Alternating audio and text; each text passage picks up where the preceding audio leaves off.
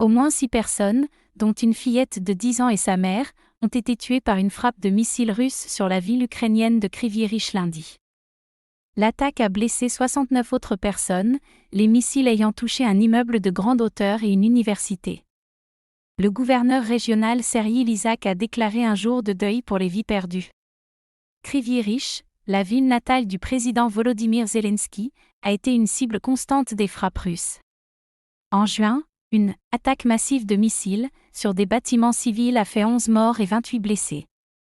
La dernière attaque a vu des dizaines de personnes hospitalisées, dont des enfants âgés de 4 à 17 ans.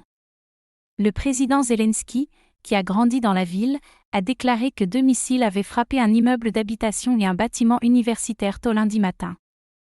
Une vidéo postée par lui a montré qu'une grande partie de l'immeuble de grande hauteur avait été complètement démolie, laissant une grande cicatrice sur la structure. Environ 150 personnes ont réussi à échapper indemnes, et plus de 350 personnes ont participé aux opérations de secours.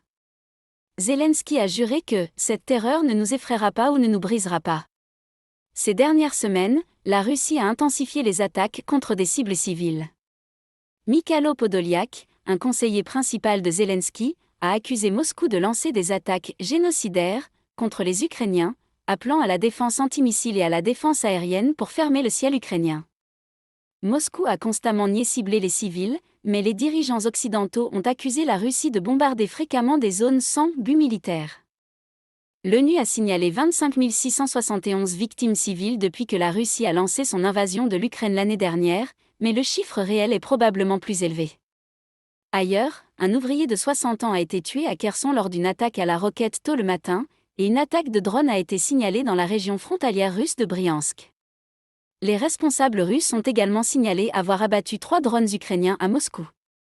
Le président Zelensky a averti que la guerre revenait en Russie et que les attaques sur le territoire russe étaient un « processus inévitable, naturel et absolument équitable » de la guerre entre les deux pays.